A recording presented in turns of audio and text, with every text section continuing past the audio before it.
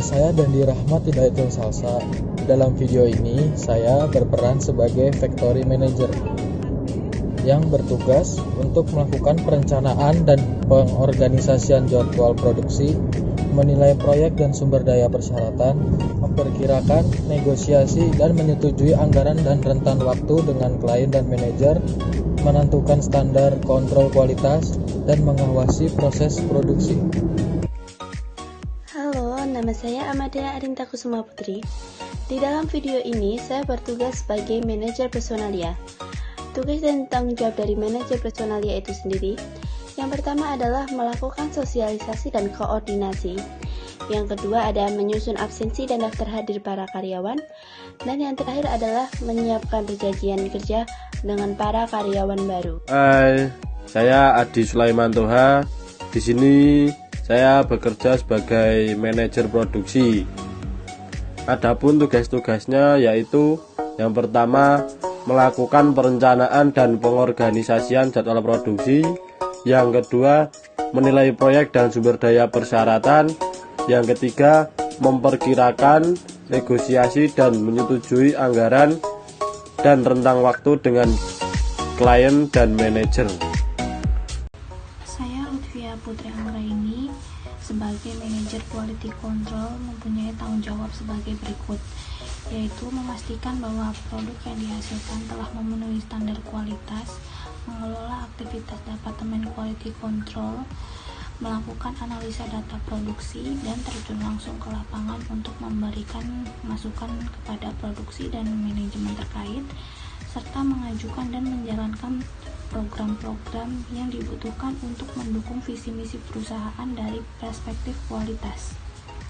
Terima kasih. Halo, perkenalkan nama saya Evanti Fredelia Sari. Saya di sini bertugas sebagai manajemen accounting. Seorang akuntansi manajemen bertanggung jawab untuk merencanakan, menyusun, dan berpartisipasi dalam pengembangan sistem perencanaan, menyusun sasaran atau tujuan akuntansi manajemen yang diharapkan oleh perusahaan. Terima kasih. Warahmatullahi wabarakatuh, teman-teman. Waalaikumsalam warahmatullahi wabarakatuh. Ya, selamat pagi ya. Hari ini kita rapatnya via Zoom dulu ya, soalnya kita berada lagi di tengah pandemi COVID-19 ini. Jadi kita harus mengurangi yang namanya kegiatan kumpul-kumpul, terutama di dalam kantor. Jadi kegiatan hari ini kita akan mengadakan rapat guna membahas program kerja untuk jangka pendek ini. Jadi hari ini kita membahas perihal peluncuran produk baru di perusahaan kita, yaitu wafer. Karena pasti akan ada banyak yang harus disiapkan, terutama di pada bagian produksi. Jadi gimana Pak Toha? Baik Pak, sebelumnya saya akan share screen materi produk kita ini. Ada 2 jenis produk baru yang akan dikeluarkan, yaitu wafer biasa dan wafer yang dilapisi oleh coklat. Berikut adalah komposisi dari produk wafer yang akan digunakan.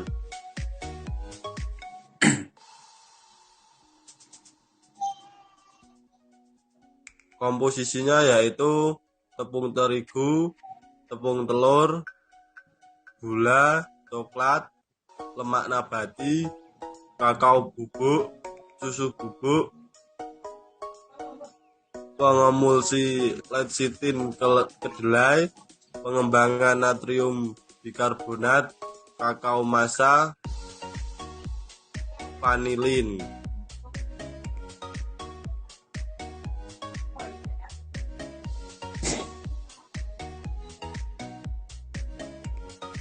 Keunggulan produk wafer: bisa dinikmati kapan saja. Wafer yang renyah, bisa dimakan langsung atau untuk menghias makanan lain, rendah kalori, mudah diinovasikan, bisa menjaga kualitas dan mengunggulkan rasa dengan inovasi-inovasi baru, banyak peminat.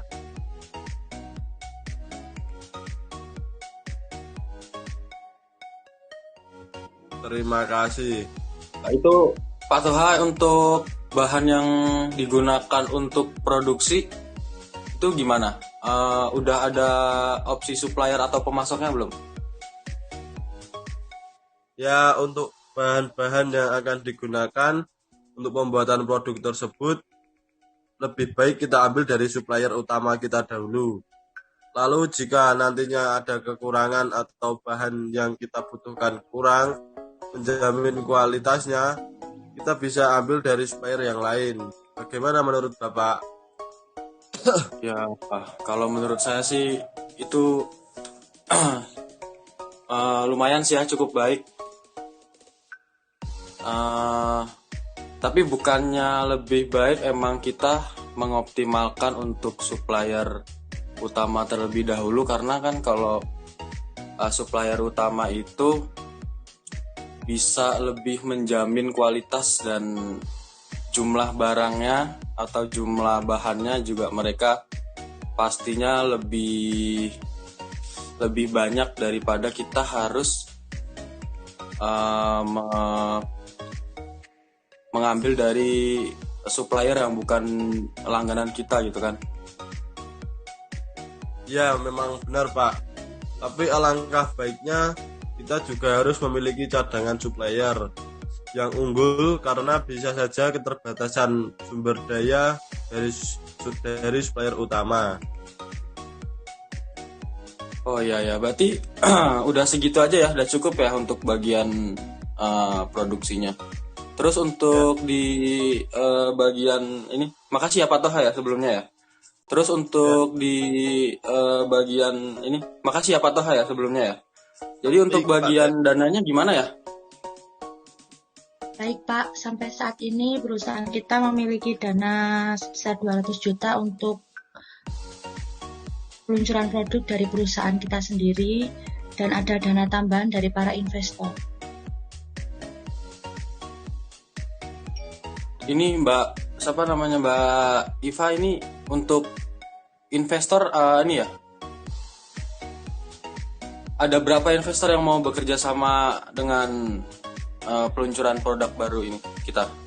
Ada sekitar 5 perusahaan yang mau menjadi investor, dan di antara investor tersebut ada 1 perusahaan yang mau menjadi pemasok untuk perusahaan Pak. Oh ya udah, bagus. Jadi itu dananya dimasukin aja, terus dialokasikan dana-dananya itu ke ini ya, bahan-bahan ya. Bahan-bahan, transportasi buat pemasaran, untuk gaji karyawan, untuk yang ini ya, karyawan-karyawan yang lembur, seperti itu. Ya, baik Pak, saya buat rincian pengeluaran dan pemasukan yang akan digunakan untuk peluncuran produk tersebut, dan akan segera mungkin saya kirim laporan ini ke email Bapak. Oh ya, saya tunggu ya secepatnya Mbak ya. Baik Pak. Terus sama nama-nama investornya tolong dicantumkan biar jelas juga. Baik. Di dalam laporan ininya, laporan biayanya. Baik. Lalu untuk bagian personalia, bagaimana? Baik Pak, dikarenakan sekarang tengah ada pandemi COVID-19 dan yang mengharuskan dan mengurangi perkumpulan antara masyarakat dalam skala besar, maka untuk jam masuk kerja atau jam kerja tersebut lebih baik diubah Pak. Bagaimana? Itu maksudnya diubah yang seperti apa? Itu maksudnya diubah dari segi waktunya apa gimana itu? Kalau saran saya, waktu yang diubah itu seperti dibatasi Pak. Bagaimana jika karyawan dibuat tetap masuk tapi hanya 50%-nya saja. Namun waktu bekerjanya dalam jangka waktu 2 hari sekali yang masuk, seperti itu Pak, secara bergantian. Tapi itu kayaknya kurang efektif dah Mbak ini Bu. Lebih baik kayaknya masuknya tetap 50%, tapi jam kerjanya itu dibaginya waktu per 3 hari gitu. Gimana? Seperti itu juga tidak apa-apa Pak, karena juga dapat mengurangi kesalahpahaman saat proses bekerja, dan tak hanya itu juga membuat absensi baru dan koordinasi langsung dapat berjalan lebih lancar Pak. Oh tapi ini untuk di bagian kantornya gimana Bu? Ini disamain dengan karyawan produksi apa gimana untuk bagian kantor?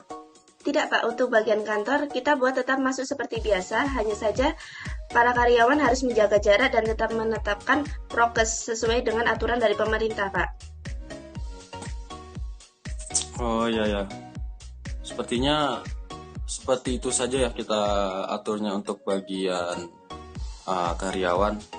Lalu untuk di bagian quality controlnya gimana ini? Di sini saya menjelaskan sedikit program yang telah saya buat untuk peluncuran produk baru. Di sini saya akan membantu bagian produksi untuk koordinasi dalam pembuatan produk serta kemasan yang akan digunakan. Tak hanya itu, juga telah mengecek data serta dana dari para investor yang masuk. Dan untuk langkah selanjutnya, saya akan menunggu rincian laporan biayanya selesai terlebih dahulu, agar bisa mengecek ulang perihal kebutuhan yang lainnya.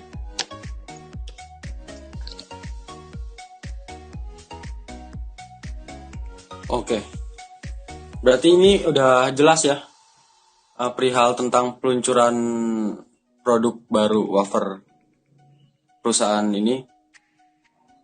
Karena di situasi COVID-19 ini, maka saya nanti saya atur waktu buat terjun ke lapangan langsung untuk memastikan bahwa perubahan-perubahan yang terjadi dalam perusahaan tidak rusak atau lambat dalam aktivitasnya.